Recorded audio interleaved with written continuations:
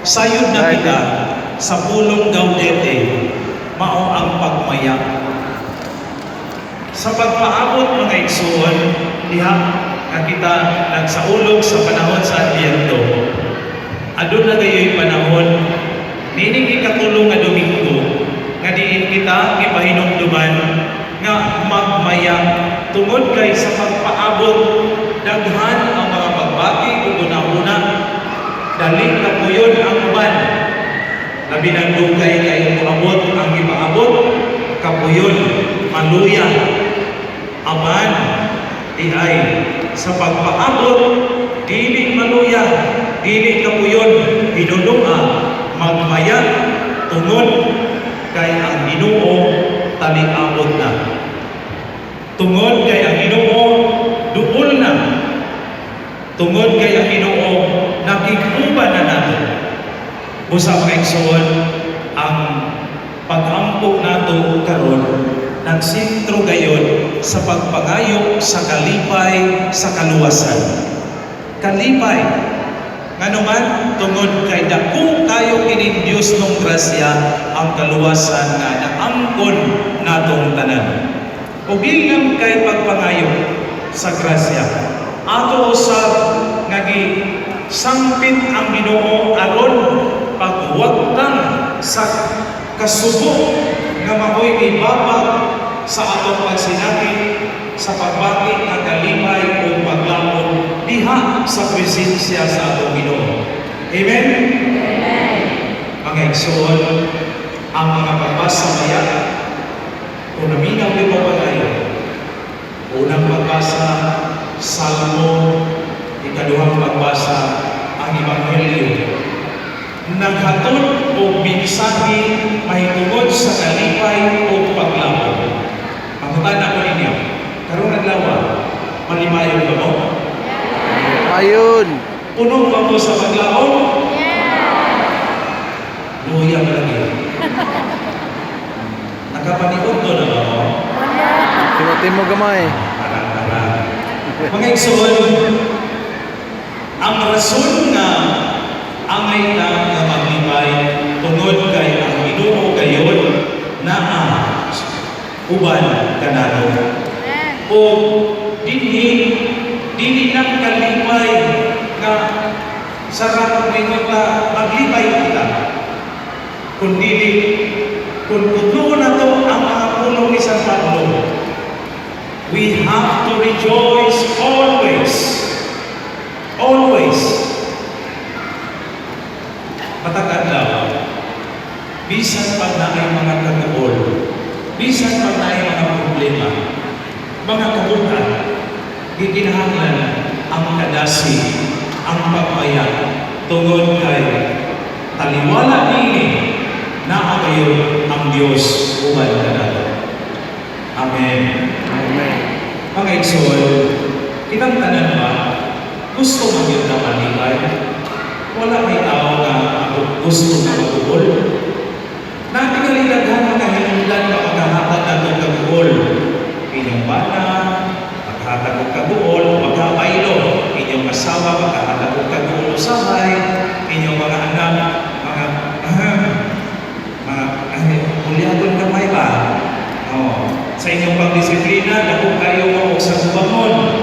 Pero, mga igsoon, magmadasigon yapon kita matubang ini mga hagit sa kinabuhi.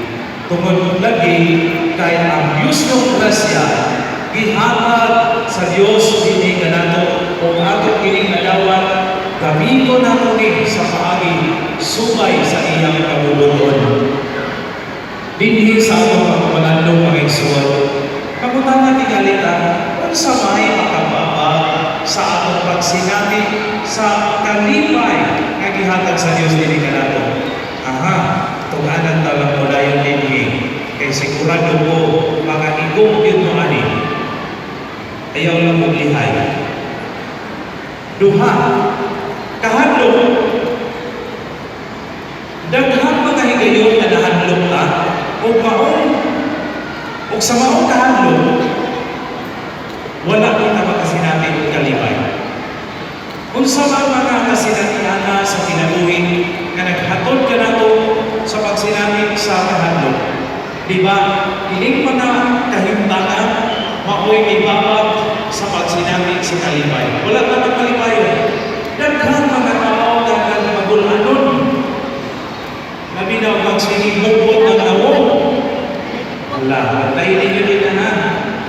Tanaw ko ninyo ang kapadihan ng iyong smile eh. Oh, smile lang. O buwan na ko rin like, ilito kayo. Oh. Smile ka, di kulok Ano eh. yung grasya sa Diyos? Ayaw pagpahalata. Bayaan na. Manakot na siya. Basta inunana ang atong kinaiyan. Kahadlok, ikaduha. Kabalata. Daghang mga bulan, daghang mga kasinalian nato na naghatag ng kabalata. Kabalata ta sa daghang mga bulan. Hinumdo mo atong ngay sambinay na nag-iskot o magpupugas sa liso sa pulong sa Diyos. Diba ang mga liso na natapang dito sa mga bato-batoon, sa mga tulungon, sa kampo ngayon na ay natanggap na liso dito diin ang mga liso na tuok, nagapos o wag makatubo, wag makapamunga o namatay. Mao ni hinungdan mga igsoon na di na malipay tungod kay nagsubra ang atong kabalata. Tanawan niya ninyo, inikuling ninyo, human din hiha. Pantayin yung kaugalingon na balata magkapo. Kabalata magkapo. Kung sa maning kabalata ha, unsa man paghatag o sulban sa atong kahadlok o ang atong kabalata. Si San Juan, pisulti na yun, galing ipamatundaan ni San Pablo. Kung sa'y tuwag ani, kung sa'y tampal ni ining atong kahadlok o kabalata, we have to turn ourselves to God.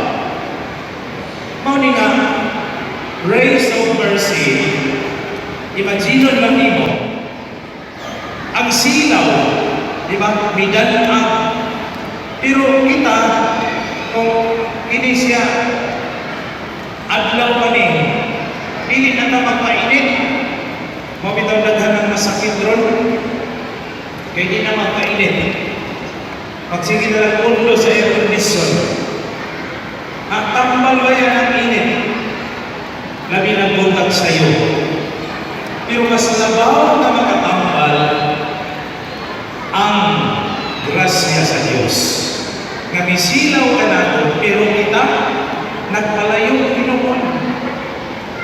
Kita nitalikod Hinoon. Magkabulahan ka mo nga di ang yudron na sinabi nato ang grasya sa Diyos. O, di mga igsoon, si San Juan nagsulti ka nato nga matuog man kita, magapos man kita sa atong panaw sa kinabuhi sa daghang mga hinungdan. Ang tambal sumala ni San Juan, bingon siya nga, be kind, fair, honest, and truthful.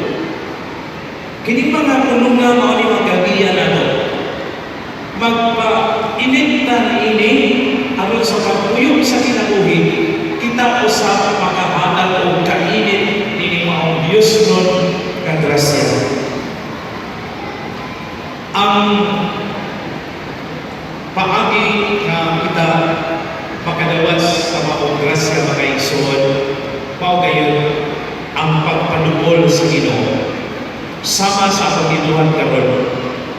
Kita iapil kayo dining Santos na misa aron makikibusa ni Kristo kinsa mihalad sa iyang kaugalingon aron mapadangan ang atong mga intensyon ngadto sa Amahan ug ang atong mga gipangayo mahatagan og katumanan. Amen. Amen.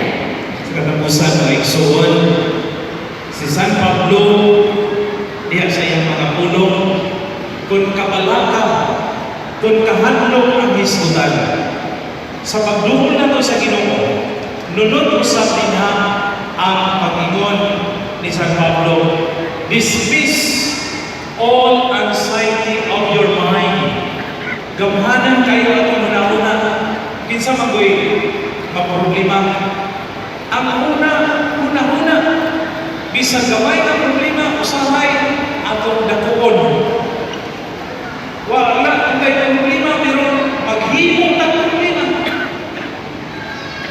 Ang hinagpo ng tao na wa mangaway, kaya nga itong una-una, para mabdi maayo, kita na mangaway.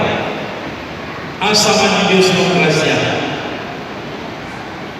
Asa man ang inyong smile. Mga hagit kini sa kinabuhi nga igsuon. Tingali karong adlaw sugdan nato to say goodbye to our worries and fears.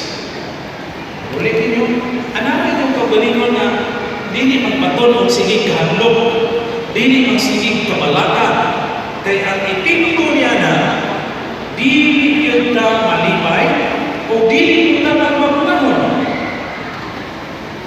Kung sa misa na, sige ka tuol, mga palaway, dali mamatay. Hala, bantay mo. Mga igsoon, na ako'y sumpay na isulti ni San Pablo, kamingon siya, gratitude is the natural antidote to sadness. Aron di kita matuol, magkwinta ta sa grasya sa Diyos. Diyos ng grasya, mga divine mercy. Patagkaroon mo niya, buntag sa iyo, na ang Ginoo. Ikagabi, na ang Ginoo. Ato na siyang kwintahon. Kung sa itong pagkwinta, pasalamatan na ang Diyos. Amen? Amen. Mauna mo mga membro mo sa grupo Divine Mercy, hagiton ta mo mga igsoon nga magpuyo o kinabuhi nga mapasalamaton. Tungod kay mao kini ang paagi nga magwagtang sa kagul, hinunua maghatag ka nato sa pagbalik sa kalipay o paglaom o kita mahadugol gayon sa Ginoo. Ayaw kalimot, si San Pablo miingon, rejoice always. Kaya ba? Kaya ba ninyo? Dili lang din hikuto. Hangtod sa hangtod, bisan sa mga kaguhol problema. Rejoice always because God is with us. Amen. Amen. Dinhirat ang tuto. Manindog pa rin.